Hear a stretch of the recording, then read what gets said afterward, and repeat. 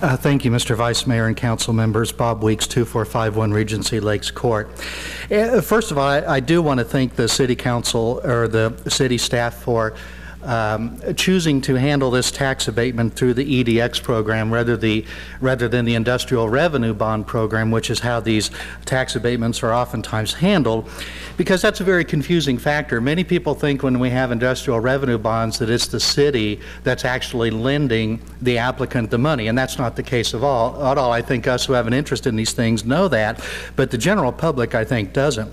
Instead, we have to realize that the purpose of the industrial revenue bond is the exemption from taxes, which I think is pretty much what this EDX program does.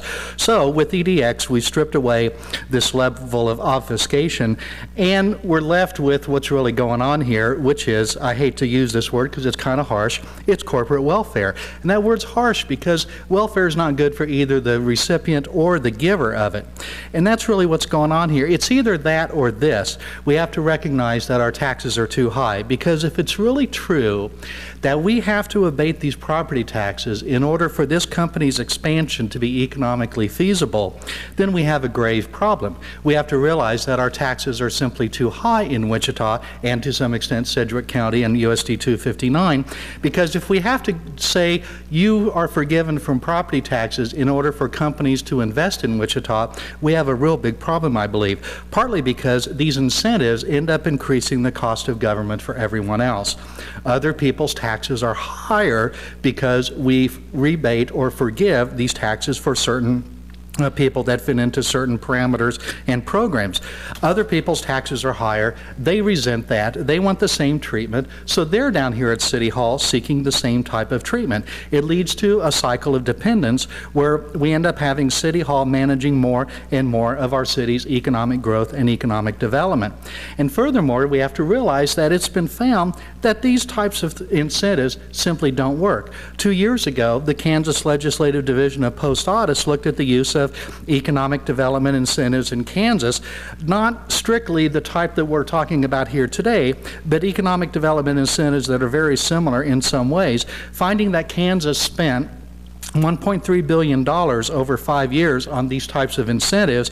And the auditors found, and I quote here, most studies of traditional economic development incentives suggest these incentives don't have a significant impact on economic growth. It also found the majority of research concludes that there is a lack of demonstrated impact from the typical types of economic development assistance, and that incentives aren't cost effective. So what I've asked this council to do in the past is to consider let's having lower taxes for everyone. Why don't we simply exempt all new capital investment in Wichita, Sedgwick County, USD 259, from taxes like this?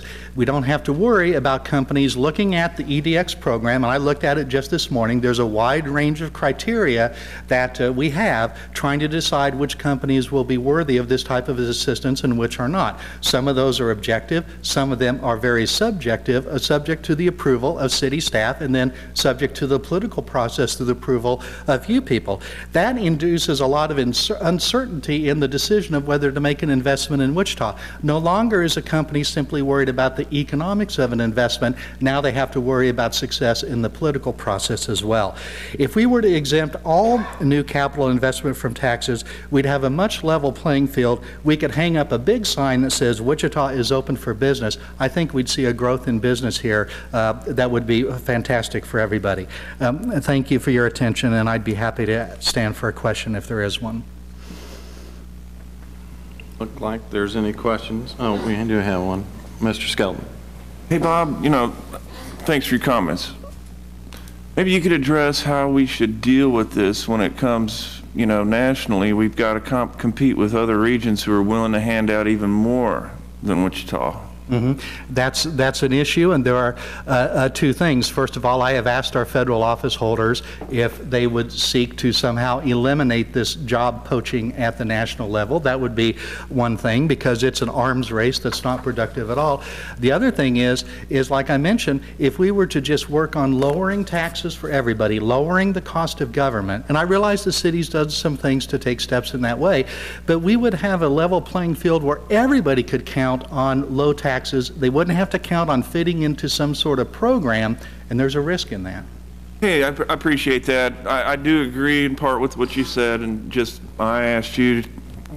No, I don't expect you to agree with it, but understand that my responsibility is to try to develop the economy. And when we have, competition such as you said, poaching our jobs here from Wichita, I think that, I feel kind of, I feel like my hands are kind of tied in a way.